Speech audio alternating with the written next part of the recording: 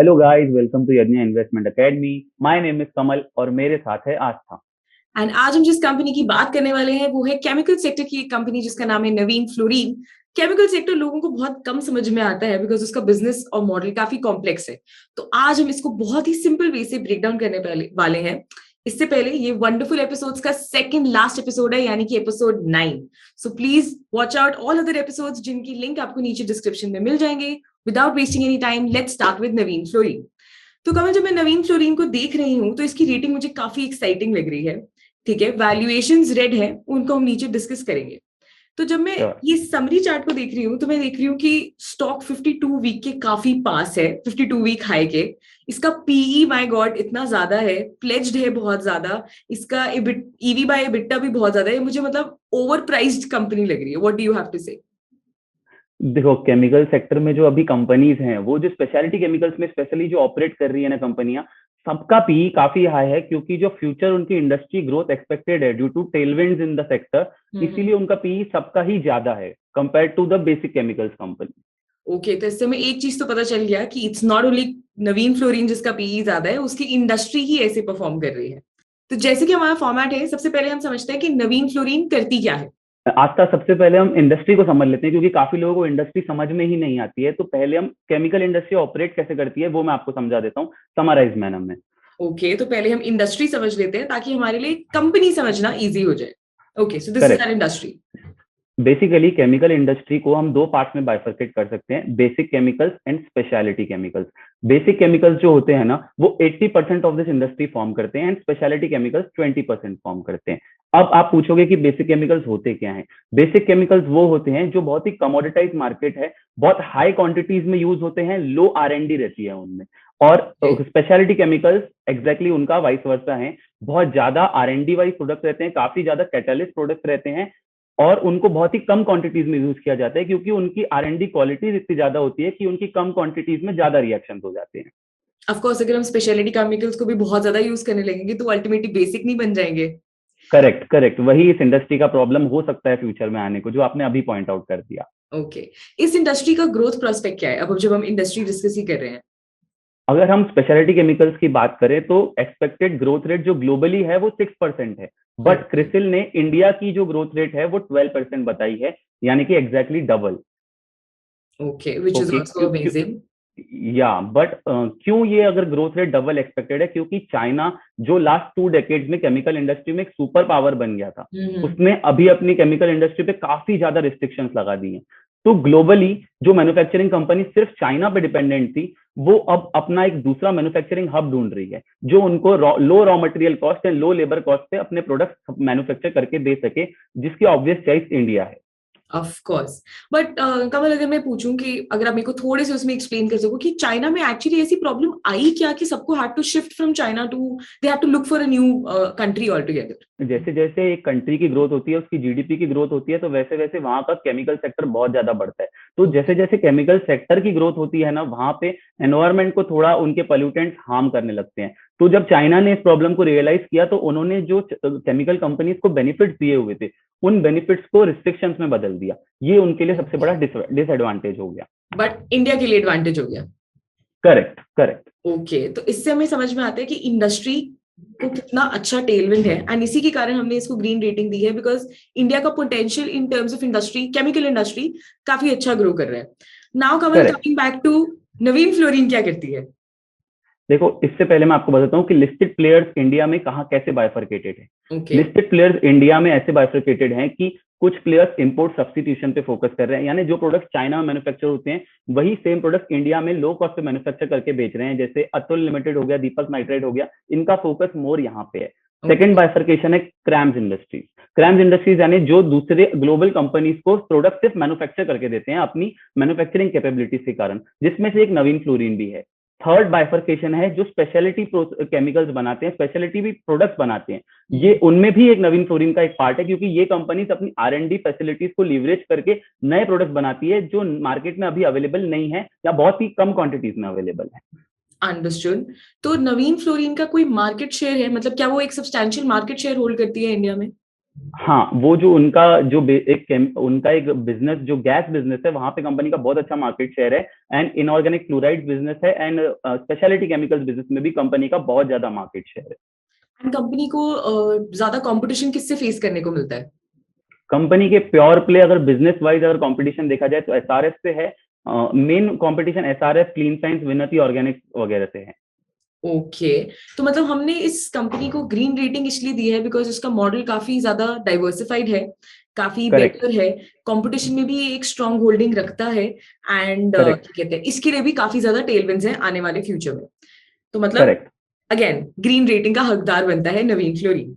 अब जब हम आगे करेक्ट। बढ़ते हैं तो एज हमारा pattern governance, financials and valuations को हम नीचे डिस्कस करेंगे नंबर्स के साथ because they make more sense. अब जब मैं कमल प्राइस चार्ट देख रही हूँ तो नवीन फ्लोरिन का प्राइस चार्ट बहुत ही कमेंडेबल है, क्योंकि ऑफ कोर्स एज मैंने ऊपर बोला कि 52 वीक हाई के आसपास है।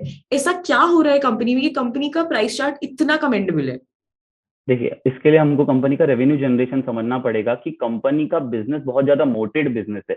अब आप पूछोगे मोट क्या है, तो इसके नाम में ही जो वर्ड है फ्लूरीन, फ्लूरीन केमिकल ही इसका सबसे बड़ा मोट है, क्योंकि ये बहुत ही रिएक्टिव केमिकल है जिसे मैनेज करने के लिए बहुत ज्यादा R&D लगती है। वैसे ओके। प्लेयर्स इंडिया में एक ही या दो ही होंगे, और ये मार्केट बहुत बड़ी है, यानी सप्लाई साइड मार्केट, जो सप्लाई करने वाले हैं वो बहुत कम है, बट डिमांड प्रोडक्ट्स की बहुत ज्यादा है, तो बहुत बड़ा मोटेड बिजनेस है ये। इसीलिए जब बियर मार्केट भी आया, क्योंकि कंपनी ऑलमोस्ट मोनोपोली या डिओपोली बोल सकते हैं, वहां डिओपोली में ऑपरेट करी है, इसीलिए कंपनी के प्राइस चार्ट को ज्यादा सफर नहीं करना पड़ा है। मतलब उसका प्राइस चार्ट भी उनके फेवर में था एंड मार्जिन भी उनके फेवर में थे। करेक्ट। करेक्ट। कमल, अभी मंडे को Navin fluorine saw a jump of 10%। Please tell the investors कि 10% का जंप क्यों आया नवीन फ्लोरिन में? नवीन फ्लूइड में जंप इसलिए है क्योंकि उसके स्पेशलिटी बिजनेस ने highest ever quarterly revenue report किया है, जो इसका फास्टेस्ट ग्रोइंग सेगमेंट है। इसका जो मीडियम टर्म में ग्रोइंग सेगमेंट है वो refrigerant gas and in fluoride business है। वो काफी कमोडिटाइज मार्केट है, वहां कंपनी को थोड़ी कॉम्पिटिशन फेस करनी पड़ती है। बट जो उसका हाई ग्रोइंग बिजनेस है स्पेशलिटी केमिकल, उसने हाईएस्ट एवर रेवेन्यू रिपोर्ट किया। कंपनी के जो पुराने केपेक्स थे उसमें से एक फैसिलिटी चालू हो गई, और साथ ही साथ कंपनी ने अपनी मार्जिन भी काफी अच्छे से सस्टेन किया। विच इज ऑल्सो कमेंडेबल। अब हम बात करेक्ट। करते हैं पीई। कंपनी का पीई 1 ईयर में तो लग रहा है कि हाँ चलो ठीक है, थोड़ा सा ही ऊपर है, पर अगर मैं जब 3 ईयर पे जाती हूँ, कंपनी का पीई बहुत बहुत ज्यादा है, क्योंकि कंपनी का median PE somewhere around 3 and 5 years में 25 के आसपास है। इट इज नियर 75, यानी कि 50 पॉइंट्स और ऊपर। मतलब इस लॉजिक को एक्सप्लेन करो कि पीई इतना ज्यादा क्यों है? देखिए, इसके लिए हमें कंपनी का केपेक्स समझना पड़ेगा। कंपनी ने रिसेंट टाइम्स में बहुत ज्यादा केपेक्स किया है, जिससे इन्वेस्टर्स को बहुत ज्यादा रेवेन्यू एक्सपेक्टेशन है फ्यूचर की। वो ऑलरेडी कंपनी के पीई में प्राइस्ड इन है। ओके। सबसे बड़ा रीजन यही है। तो मतलब कंपनी का जो ग्रोथ प्रोस्पेक्ट है वही कंपनी के पीई को इतना ज्यादा कर रहा है, जिसके करेक्ट। कारण हमें उसकी वैल्यूएशंस की रेटिंग रेड करनी पड़ी, बिकॉज इतना ज्यादा पीई में जंप। मतलब चाहे रीजन पॉजिटिव ही क्यों ना हो, बट नंबर अगर मीडियन से ज्यादा है एंड एक डिफरेंट तरीके की नंबर्स हमें देखने को मिलेंगे, तो हम उसको रेड रेटिंग ही देनी पड़ेगी। And correct. ऑल्सो हमारे जितने भी पेड सब्सक्राइबर हैं, यानी कि स्टॉकोमीटर प्लस के सब्सक्राइबर्स हैं, नवीन फ्लोरिन का Q1 F23 का रिजल्ट आ चुका है। So please visit to our website, look at the result, because काफी कमेंडेबल नंबर्स हैं, तो आपको जरूर जानना चाहिए कि उनके नंबर्स ऐसे क्यों हैं। अगर आप सब्सक्राइबर नहीं है तो please use the coupon code AK30 and become the subscriber and know all about your favourite companies. Moving on, जब मैं क्वार्टरली रिजल्ट्स पे आती हूँ तो इसकी सेल्स मुझे मोर और लेस डिसेंट ही लग रही हैं, लेकिन जो इसके एक्सपेंसेस हैं कमल, वो भी काफी ज्यादा है। आई मीन जितनी इनकी सेल्स हैं उसके हिसाब से इनके एक्सपेंसेस भी एक सब्सटैंशियल पार्ट होल्ड करते हैं। केमिकल कंपनीज में बेसिकली जो इनका रॉ मटेरियल होता है वो एक क्रूड ऑयल डेरिवेटिव होता है। तो ये आप हमेशा नोटिस करेंगे कि जब जब क्रूड ऑयल की प्राइसेस कम होंगी, इनके एक्सपेंसेस कम होंगे, और जब जब क्रूड ऑयल की प्राइसेस बढ़ी, जैसे लास्ट ईयर में काफी ज्यादा जंप देखा हमने क्रूड ऑयल की प्राइसेस में, तो सारी केमिकल कंपनीज की मार्जिन काफी ज्यादा हिट होती है। तो ओके। इसीलिए कंपनी का मतलब raw material part he 50 to 55% उनके ऑपरेटिंग एक्सपेंसेस का पार्ट होता है। Okay.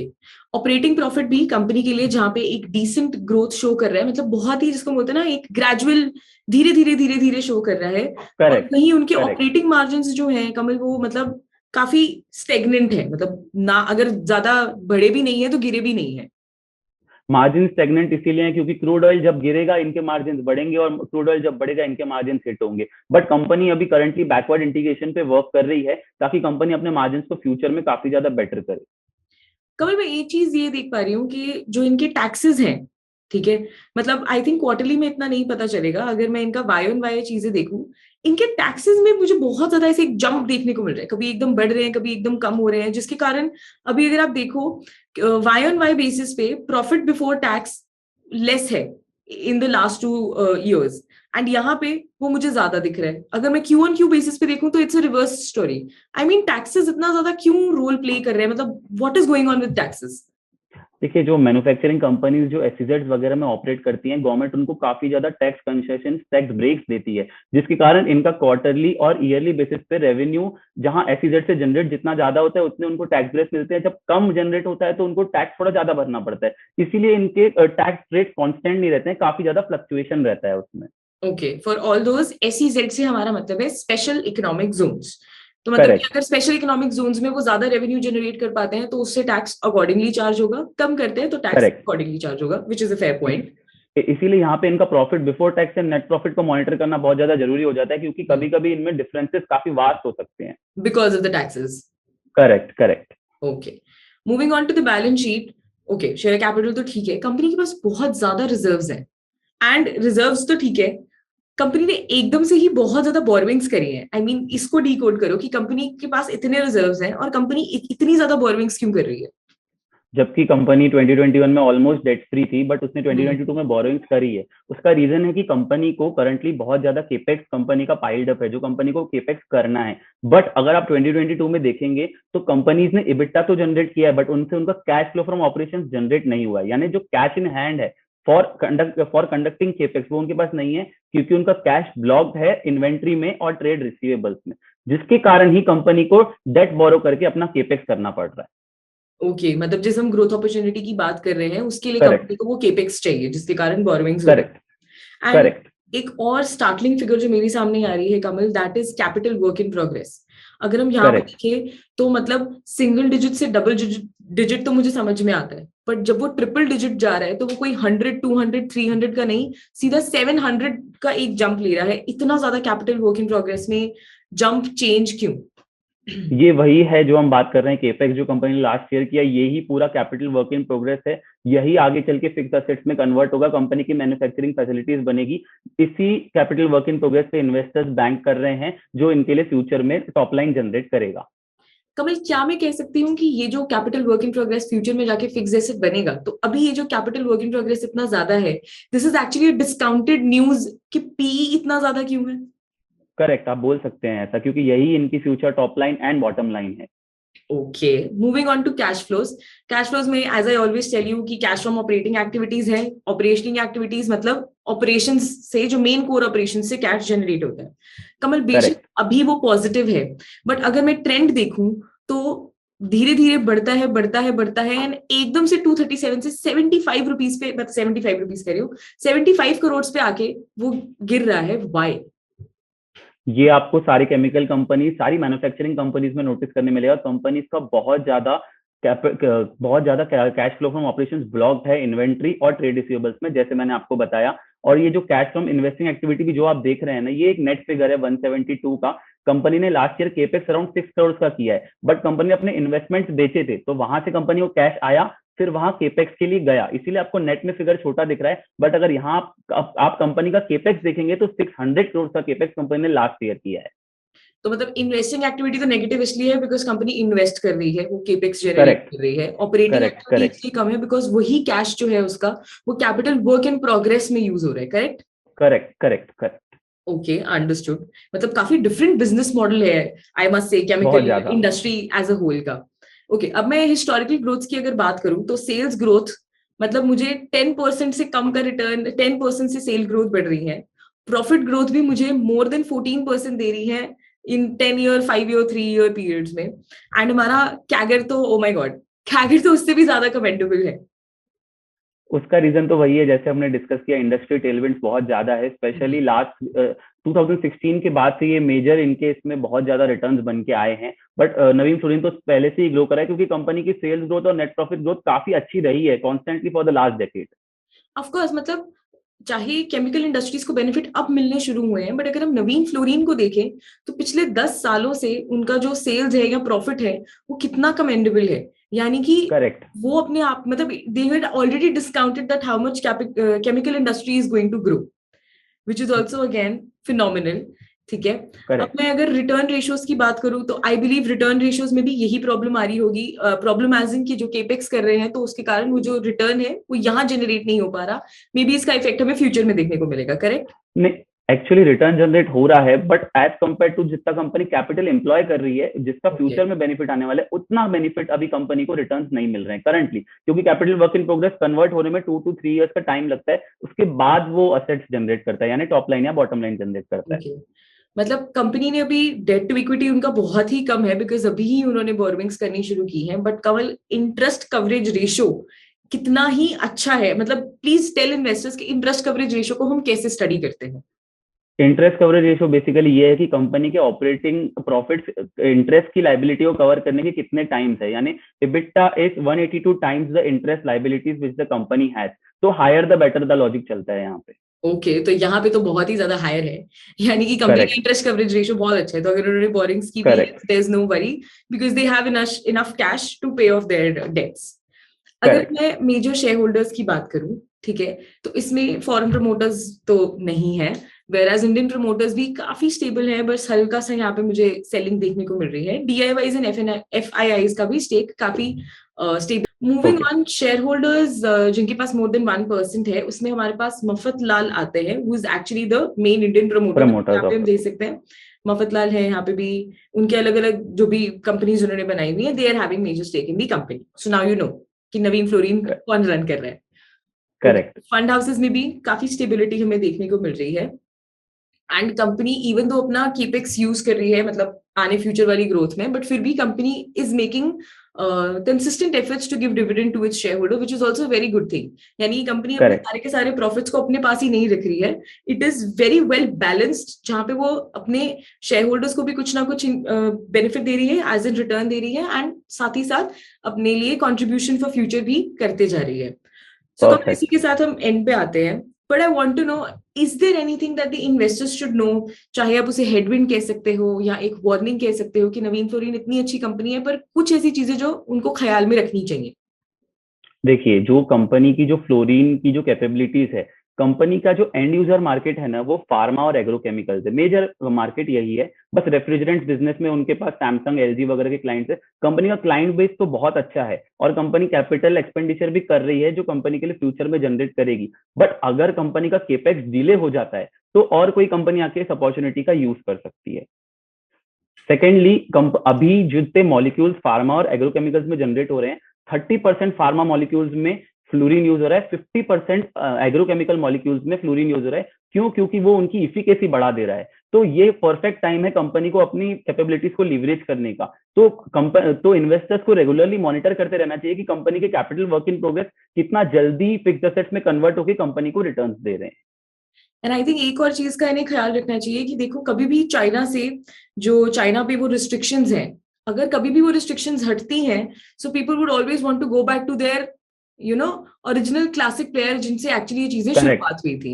Correct. So ultimately, we can conclude by saying for all the investors that Naveen Fluorine is without a doubt a company to keep in your portfolio or at least to have a watch on. But क्योंकि company के पास कुछ ना कुछ headwinds हैं and company जो इतना ज्यादा capex generate कर रही है ना, ये देखना बहुत जरूरी है कि आने वाले क्वार्टर्स में, मतलब उनके रिजल्ट्स को एनालाइज करना जरूरी है, दैट आने वाले क्वार्टर्स में वो एक्चुअली उसको whether it is able to convert it into their benefit or not. तो इसके लिए प्लीज आप नवीन फ्लोरीन को काफी अच्छे से ट्रैक करें, and if need be please be part of our stockometer plus, जहां पर एवरी क्वार्टर हम इन कंपनीज को एनालाइज करते हैं and we'll be able to give you better information that whether the company is able to fulfil the promises that they are making और not.